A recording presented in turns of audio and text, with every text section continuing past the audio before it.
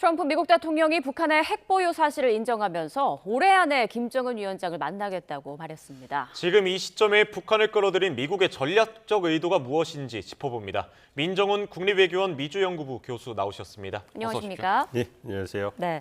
지금 이란 전쟁은 끝날 기미가 보이지 않고 있고 또 11월 미국 중간 선거도 기다리고 있는 상황인데 지금 트럼프 대통령이 김정은 위원장을 계속 언급하는 게 악화하는 여론의 시선을 돌리기 위한 거다 뭐 이런 얘기가 나오더라고요. 교수님 생각도 같으신가요? 네, 뭐 여러 가지 요인이 있겠습니다. 저도 개인적으로 공감하고 있습니다. 예. 이란전의 출구가 보이지 않고 매일 미국 언론에서 트럼프 행정부의 이란 전쟁, 정책 목표라든지 방법에 대해서 계속 비판이 나오고 그런 부분이 트럼프 대통령 굉장히 불편했을 거예요.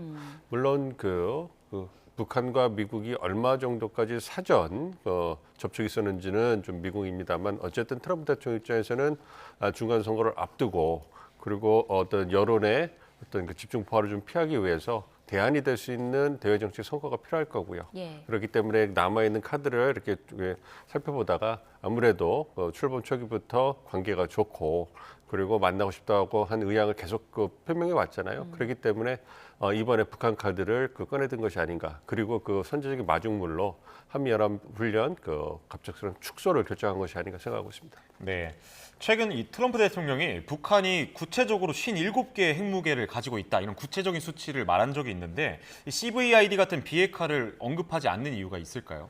아무래도 이미 이란과 달리 북한은 핵을 갖고 있다고 트럼프 대통령이 인정을 해버렸잖아요. 물론 57개라는 숫자가 어디서 나왔는지는 정확하지는 않습니다만 어쨌든 전문가들이 봤을 때 약 60개 정도의 어떤 핵탄두는 갖고 있을 것이고 추가적으로 40개 정도의 핵탄두를 만들 수 있는 물질도 갖고 있다 이렇게 추정을 하고 있기 때문에 그런 부분을 고려했을 때 현실적인 접근을 한다면 비핵화라는 것은 사실상 좀 동떨어진 목표인 거죠. 그렇기 때문에 미국 조에서 나오는 얘기가 이제는 현실적으로 북한의 핵을 통제하는 것이 필요하다. 그렇지만 목표는 장기적으로 북한의 비핵화가 되겠으나 현실적으로 군축 그다음에 비확산의 목표를 두는 것이 접근법을 두는 것이 보다 타당하다라는 목소리에 힘을 얻고 있거든요.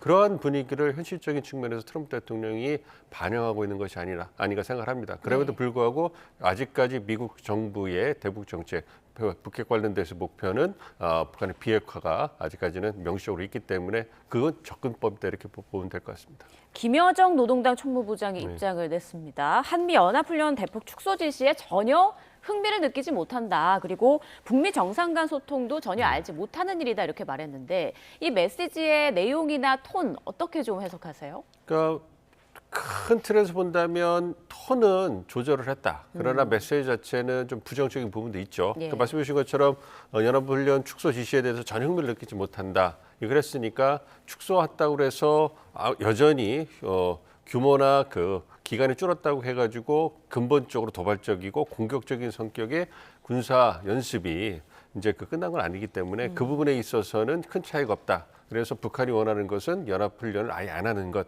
이 부분에 대해서 강조를 한 거라고 생각하고요. 예. 그럼에도 불구하고 나중에 북미 정상간 소통에 대해서 전혀 알지 못한다. 요거는 얘기를 해서 아직까지 사전 접촉이 어느 정도 됐나 요거에 대해서는 좀 회의적인 그것을 좀 확인해 주긴 합니다만 어떤 성명 말미에 또 김정은과 트럼프가 관계가 좋다. 예. 그래서 두 지도자의 관계는 의연 훌륭하다 이렇게 또 여지를 남겨놨어요. 그렇기 때문에 전반적으로 축소에 대한 분위기에 대해서는 이제 좀 경계를 하면서 보고 있지만 그럼에도 불구하고 북미 대화 재개 가능성에 대해서는 좀 여지를 열어놓은 것이 아닌가 이렇게 생각하고 있습니다. 네, 미국은 또 핵무기 완성 직전인 이란에는 공습과 전쟁을 좀 불사하고 있지 않습니까? 또 미 본토를 위협하는 핵무기를 가진 북한에는 상대적으로 타협적 태도를 또 보이고 있습니다.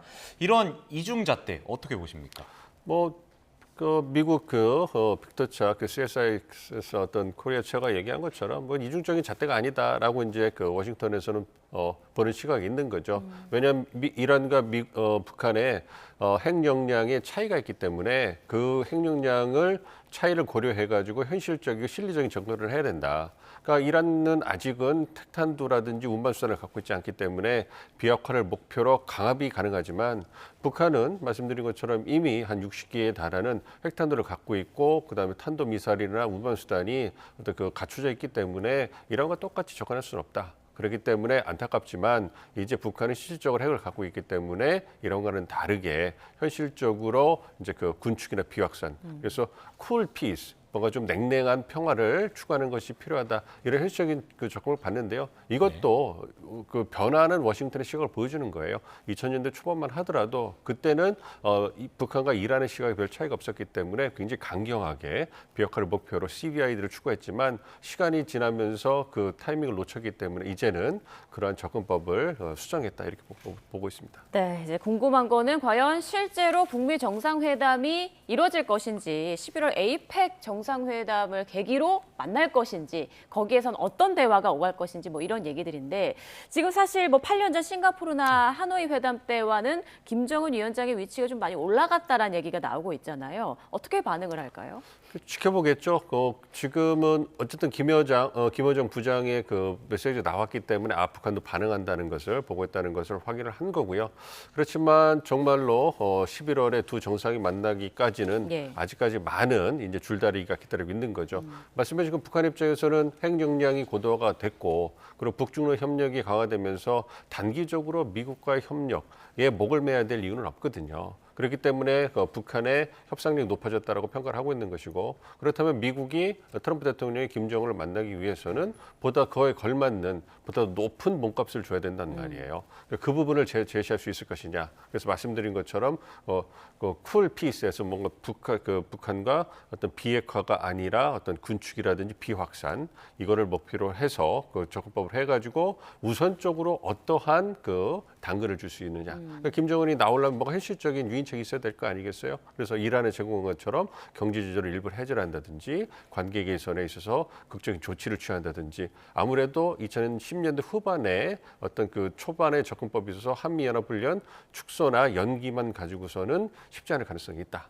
그렇기 때문에 그 부분에 있어서 트럼프 대통령이 일기에 비해서 훨씬 더 막강해진 영향력을 바탕으로 해서 어느 정도까지 북한 김정은 위원장에게 당근이 될 수 있느냐 이게 관건이라고 보고 있습니다. 네. 네, 다른 주제로 한번 넘어가 보겠습니다. 이 한미연합훈련 축소, 이게 이란 전쟁의 불똥이 튀었다, 뭐 이런 분석도 있는데 어떻게 생각하십니까? 그러니까 큰 틀에서 보는 게 적절하다고 생각해요. 그러니까 이란 전쟁에서 출구가 보이지 않고 미국 언론으로서 매일 문매를 맞고 있기 때문에 대안적인 대정책 가 필요했고 그래서 카드를 보다 보니 북한 카드가 있는 것이고 그럼 김정은 위원장과의 지난 일기 때의 만남의 경험을 봤을 때 그 어떤 마중물로서 연합훈련 축소라는 카드가 적중을 했단 말이에요. 그래서 그 부분에 대해서 이미 그 현미 연합훈련이 시작해서 불구하고 시작한 증명에도 불구하고 그 카드 써야 되겠다. 그 갑작스러운 결정을 한 것이 아닌가 추정을 하고 있습니다. 그렇기 때문에 이번에 물론 뭐 이란 전쟁에 대해서 우리 정부가 어떤 지원을 갖다가 거절했다 이런 부분도 있긴 하겠습니다만 예. 큰 틀에서 봤을 때 트럼프 대통령이 어떤 중간 선거를 앞두고 그리고 이란 전쟁으로부터 어떻게 본다면 약간의 물타기를 좀 하기 위해서 대안적인 사고가 필요했고 그것이 북한이고 그래서 그 마중물로 연합훈련 축소 결정을 갑작스럽게 내렸다 이렇게 보고 있습니다. 그 한미훈련 축소 사실을 뭐 우리 정부는 물론이고 미 국방부도 몰랐다고 하더라고요. 그러니까 트럼프 대통령의 돌발적인 행동으로 봐야 될까요? 그렇죠.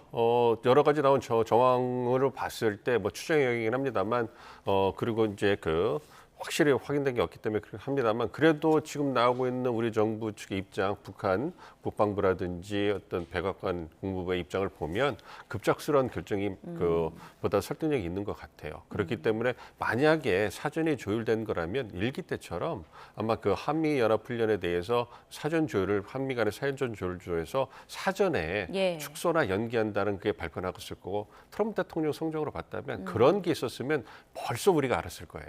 SNS를 통해서. 근데 갑자기 나왔다는 것은 급작스러운 트럼프 대통령의 결정인 거고.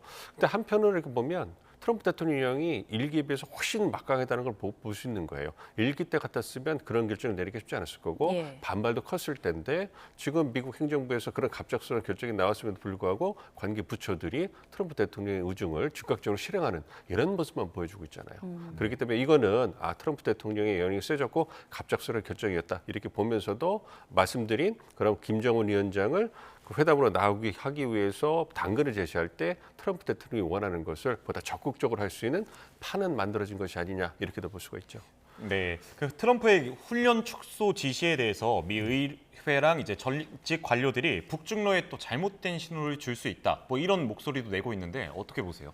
그거는 당연한 그러한 그런 의심이고 주장이 되는 거죠. 합리적 주장이 되는 거죠. 왜냐하면 한미 연합훈련이라는 것은 한미 동맹을 지난 70년간 수십 년간 지탱해 온 정말 중요한 군사 훈련이고 어떻게 보면 우리가 봤을 때 그 플래그십 그 훈련이라고 할 때 가장 대표적인 한미 연합 훈련이에요. 그걸 통해서 한미가 한반도 방어를 위한 대비 태세를 확인하는 거기 때문에 말씀드린 것처럼 사전 조율을 통해 가지고 이제 작전을 어느까지 축소할 거고 이제 변경 이런 부분이 조율이 됐다면 이런 반발이 덜했을 거예요. 그런데 갑작스러운 그러한 축소를 통해 가지고 다들 당혹스러운 분위기가 팽배했기 때문에 이렇게 되면 어떤 한미 동맹 운영하는 데 있어서 한국이라든지 아시아 동맹들이 미국에 대한 안보 어떤 제공에 대한 의구심을 가질 수밖에 없는 것이고 예. 그렇다면 이것은 어부지리께시로 북한과 중국, 러시아에게 그 어떤 보다도 이득을 주는 것이 아니냐. 그렇게 되면 한국이라든지 아시아 동맹 파트너 국가들이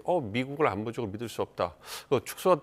기여가 축소되는 거 아니야? 이렇게 된다면 아무래도 중국, 북한, 러시아에 대해서 어떤 보다도 가까워질 공간이 열릴 수도 있는 거니까 그런 부분에서 우려를 하는 것이라고 생각합니다. 우리로서도 우려를 할 수밖에 없는 부분이 트럼프 대통령의 이 같은 독단적인 행보 속에서 과연 페이스메이커 역할을 할 여지가 있을지, 그리고 북미 대화에서 한국이 패싱되는 건 아닌지 이런 목소리도 나옵니다. 그래서 이제 이재명 정부가 출범한 이후에 이제 대북 관여 정책, 한반도 평화 프로세스도 재개하려고 하는 정책 목표를 세웠고요. 그 바탕으로 해가지고 지금 한미 당국끼리 꾸준하게 소통과 협력을 해왔습니다. 그래서 외교 당국과 정보 당국이 어떤 북한을 대화장으로 끌어나가기 위한 사전비를 다 해놨어요. 그렇게 해놓은 상황에서 마지막 남은 것은 트럼프 대통령이 외교력을 발휘할 결단을 내려줄 그걸 기다리고 있었거든요. 그 결단이 지금 온 겁니다. 그렇기 때문에 이미 트럼프 대통령이 북한과 이제 대화에 나서더라도 한미가 사전 조율한 그런 내용을 가지고서 이제 그 대화에 나서게 될 거고요. 그렇다는 얘기는 이미 한미 간에 사전 조율이 많이 되고 협력을 하고 있기 때문에 어떤 북한과 미국 간의 양자 협상으로 되더라도 그 뒤에서 한미가 긴밀하게 소통 협력을 하고 있기 때문에 어떤 그 부분에서 패싱이 되는 이런 우려는 없는 거죠. 그것이 우리 정부가 바라고 있는 기대하고 있는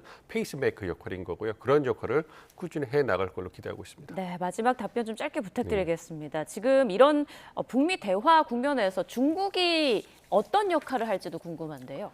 그러니까 이번에 왕이 부장이 방한을 하셨잖아요. 여기에서 여러 가지 양자 간의 현안도 얘기하고 아마 우리 정부가 얘기하는 남북미중 협상 가능성에 대해서 프레임에 대해서 얘기를 했을 거라고 생각을 해요. 물론 중국은 여전히 한국과 더불어서 촉진자, 조정자 역할을 하는 거에 대해서 좀 신중한 역할을 합니다만 그럼에도 불구하고 중국 입장에서도 일기 트럼프 때 경험을 생각해 본다면 남북미 협상이 되면서 패싱되는 거 아니냐 우려가 굉장히 컸었어요. 그렇기 때문에 북미 양자 협상을 하면서 한국과 중국이 촉진자, 조정자로서 미국과 중국, 북한을 이제 설득하고 이끌어가는 촉진해주는 역할을 한다면 그 부분에 대해서 중국도 마다할 이유는 없을 것이다. 그렇지만 현재 상황에서 적극적으로 조정하거나 촉진한다 이런 얘기를 하게 되면 북한에게 보다도 줘야 되거나 입장이 난처할 수 있기 때문에 신중한 입장을 보이는 것이 아닌가 이렇게 생각하고 있습니다. 알겠습니다. 지금까지 미정훈 국립외교원 미주연구부 교수와 이야기 나눠봤습니다. 고맙습니다. 네.